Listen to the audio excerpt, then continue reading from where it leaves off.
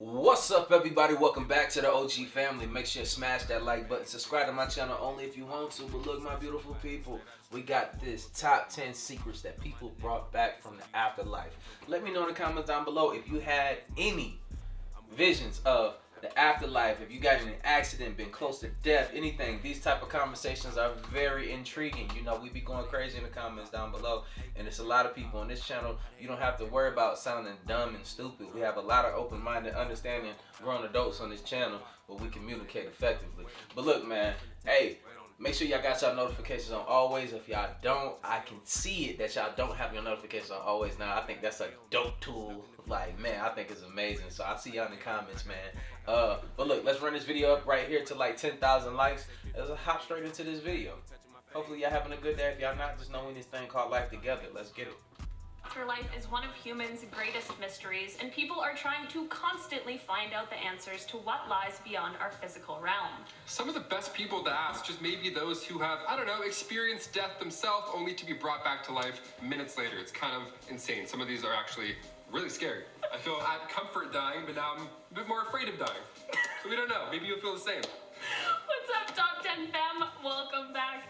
I am one of your hosts today, Olivia Kozlowski. And I'm Taylor McWaters, and today we're going to be diving into the top 10 secrets that people brought back from the afterlife. Kicking off the list at number 10, an open field. Coming from a user named Ursa Lee Minor, who at the end of the story reinforces the fact that they're not religious. This isn't a medical versus spiritual debate. This is just their experience. So I figured I'd lead with that, as that's the case for most of these stories. But this user claims to have seen the other side after being admitted to an ICU. They saw this field with trees on both sides and then water right at the end of it. Like those fields with the electrical lines that run through with no houses, no residents. It's calm, but it's a long, clear area surrounded by trees. But in the center, there was a very large oak tree, and it had this massive presence. And it told them, the tree told them, that they were not done living yet and should return back to life. But they reminded this figure that they were very sick in real life and that this seemed like a nice place. The forest, they note, felt dark and scary though, those trees on both sides. It felt like a place they didn't want to go, only towards the water. And then they saw a bright light and woke up in the ICU. Again, they don't want a religious debate or anything, that's just their experience. Forest bad, water good. Duly noted. In our number 9 spot today, we have Fields of Gold. This story... I don't think I got anything from that first one. I'm sitting here like, bruh, I ain't high, I ain't drunk, I ain't none of that. I don't know what the hell going on. It comes from a Reddit thread in which the original poster asked the question of what those who had died and been resuscitated remembered seeing. A Reddit user replied to the thread and explained a story that their mom had told them about when her heart stopped during surgery. Their mom thankfully was brought back, and when she recovered enough and woke up from surgery, she later explained that all she remembered was being in a field of flowers. So here I am, hearing that, thinking of the Wizard of Oz, everyone's just skipping down the yellow brick road, but as it turns out, maybe it's absolutely nothing like that. There was one Redditor who commented on this story with a hot take that kind of made me feel a little uneasy about the whole thing. They explained how it makes sense that a field of flowers is traditionally a more calming image, but that it feels odd to them. A little unnerving and empty, totally devoid of any other people. I'm not gonna lie, that does sound quite eerie. Yeah. But I'm sure for some of you watching this video, that truly sounds like heaven. Number 8. Nah, bro, like, I like to be by myself and stuff, but look, if I'm just gonna be in a field full of flowers, bro, and that's gonna be it, wow, I ain't ready, you feel me? Lesson. This next one comes from a user named Harry and Lana. One semester they had a class where this man came in to explain his near-death experience. What a powerful class. Our only guess would be like, you know, people who wrote one poem 10 years ago. You're like, great, I'm gonna fall asleep in this class. This man was kayaking with a friend. He ended up flipping his kayak over, and then he got sucked under by the current. His friend had to watch him pass out underwater and get dragged down the river. Just a nightmare of a scene. But during his time unconscious, the man described this dark place almost as if it was a cave, but the walls were soft and velvet-like. At the end of this cave, there was a plethora of colors. He described it as a kaleidoscope, one would say, or a stained glass window. Either way, it was beautiful. But he saw these dark figures passing by on the other side of this glass. Moments after one of the most frightening experiences of his life, he said he felt comfort and peace. He felt like God wanted him to be there, but he also said that you must have to be pretty terrible to go to hell, because he himself wasn't the greatest of guys before this accident. His friend caught up to his body, luckily, and he was able to revive him. But now this man feels a stronger connection with everybody, and he's grateful to have had this experience. This user finishes the story saying that they hope this was calming to hear, as other encounters are quite scary. Yeah, it was calming. Thank you. And also, we're glad that you're alive. Sweet. In our number 7 spot That's today, crazy, we have though. the gates of... Like, imagine, though. Like, I'm gonna tell y'all a story about somebody that was close to me about, like, what they experienced with, about, you know, like, what they had. And this has happened, like, on 2 different occasions with this person. It's crazy. It relates kind of to these stories. Of hell. Veronica Ulrich Barthel was 22 years old in 1981, and that is when she was struck by lightning while she was driving. I always thought that was impossible, but turns out everyone just lied to me as a kid. But I'll unpack that later, I guess. When she got struck by lightning, she began having an out-of-body experience. She said she could see herself holding the steering wheel with burned hands, which sounds absolutely terrifying. Wow. She then said she went on a journey through a tunnel, which led her to be standing in front of a gate that read, "Welcome to hell." Oh. Yeah, okay, I thought the burned hands were bad, but this might be worse. She then explains that she was brought to a waiting room, which sounds a lot like hell, and that she could see people suffering in torment, and I was like, yeah, we've all been in a waiting room before. We get it. She then said that she met someone who she presumed to be Jesus, but who really knows? Whoever this mystery man was, he sent her back to her body. When she came back into the physical world, apparently all she could do was scream, "I was dead and in hell," over and over and over again. Number 6, Annabelle Beam.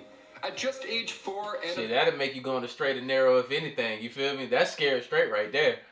Annabelle Beam was diagnosed with 2 life-threatening digestive disorders, and by the time she was 8 years old, she was struggling quite a bit. She was sitting in a tree, just thinking about life. She was up high, maybe 30 feet up, but all of a sudden, the branch that she was sitting on broke, and she fell down into a hollow part of the base of the tree. She was stuck there for 6 hours, but during that time, she said that she died and went to heaven. They actually made a movie about this. It came out in 2016 with Jennifer Gardner. It's called Miracles from Heaven. Fun fact, when I worked at a movie theater that year, I actually had to assemble the tree of life in the front lobby. It was a rough morning, a lot of leaves, but you know what? Great film. Go check it out. But the story is wild. It's a real story, and after she fell, she was all of a sudden with Jesus, with J-Lord himself. And Jesus told her that after the firefighters got her out, she won't be sick anymore, and that she has plans to fulfill here on Earth. When she did wake up later, she was indeed no longer sick, and her mother wrote the book Miracles from Heaven. In our number 5 spot today, we have poor Michelangelo. This is another Reddit story that pertains to an experience someone's mom had.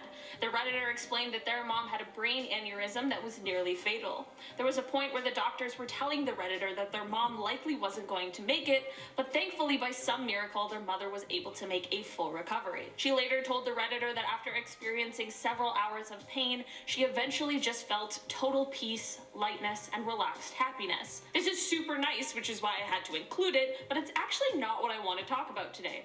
The super crazy part about this is that the first words that the Redditor's mother spoke to them when she awoke were, quote, "Isn't it so sad about Michelangelo?" Yes, I was also confused at first, but later in the thread, the Redditor cleared up what she meant.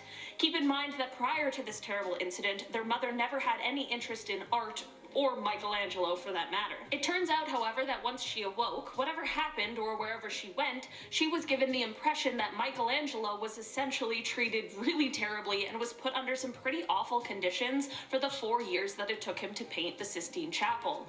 The Redditor said that it was so out of character at the time that it was quite concerning, which totally makes sense, but now I'm just wondering if this information is actually true.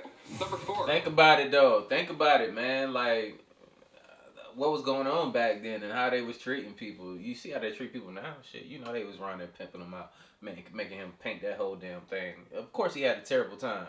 He didn't love doing that. Stay or go. Coming from user Zana Vinovovich, this account takes us back to 1986. Her mother was put under for C-section, and at that time they were in Italy and not citizens, so she also chose to not have a sonogram to determine the sex. So she was put under, and then next you know, doctors are performing CPR chest compressions on her. What is happening? Her mother said that while she was out of it, despite what was happening in real time, she felt also at peace. She was calm and in a very comforting place. She didn't hear a voice or see a tree figure or Jesus, but she felt like she could go either way. She could stay or go. She recalls speaking to this presence that she felt, and she explained how she couldn't go because she had 3 girls to take care of. But at this point, she didn't have the 3rd child yet. Interesting.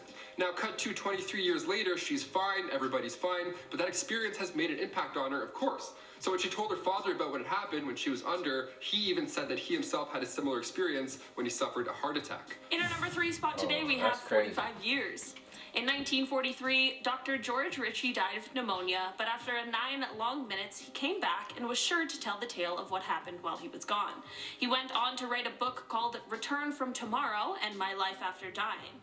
He recounts a lot of stuff in this book, from an out-of-body experience to meeting people, but the last thing he remembered was meeting someone who he calls God, although it might have been Jesus, or neither.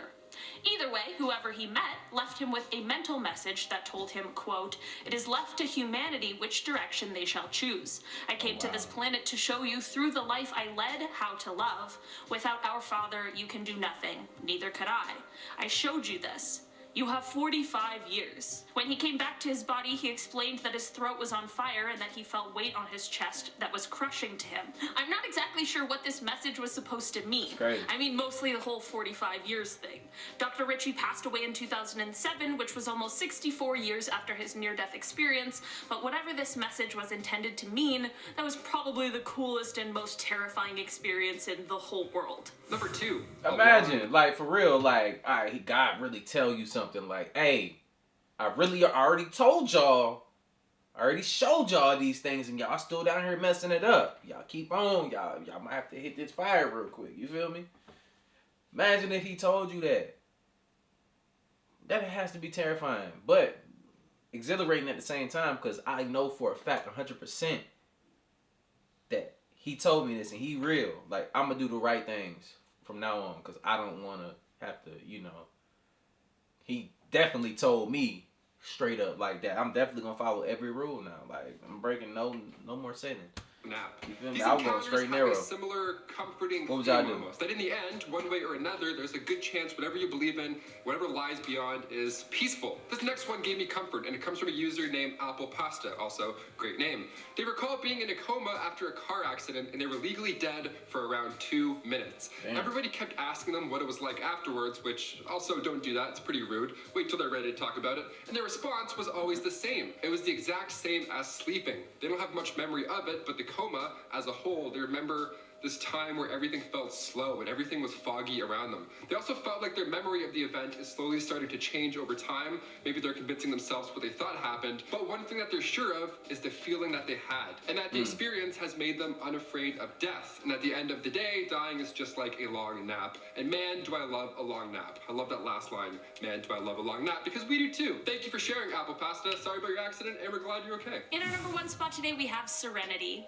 This story comes from Reddit, and I thought it might be a good note to end off on because although it is a little eerie, there's something comforting about it as well. The Redditor explained that their grandma was a nurse for her whole life and that during her time, she had only ever seen 2 people be resuscitated. One of them was a teenage boy, and the other was years and years later, and it was a middle-aged, tough-as-nails, biker-type guy. Neither of them were particularly religious or had any kind of spiritual affiliation, but what was striking to her was that both of them had the same reaction to being brought back, and that was how they both said something along the lines of, "Why'd they do that? I was so peaceful." See what I mean? Wow. A little eerie, but also oddly comforting. Aside from that women who went to the gates of hell, a lot of people I've talked about today have had fairly calming experiences wherever they went during their near-death experience, and I think that that's something that can make us all feel a little bit better about what sits beyond us in the unknown. All right, guys, Yeah, that's what I was going to hit on that point, though. Like, you know, at the end of the day, all of that stuff is peaceful. You feel me? I think it's a creative way to reinvent yourself. Energy can't be created or destroyed. We're energy. So just think about that, you know.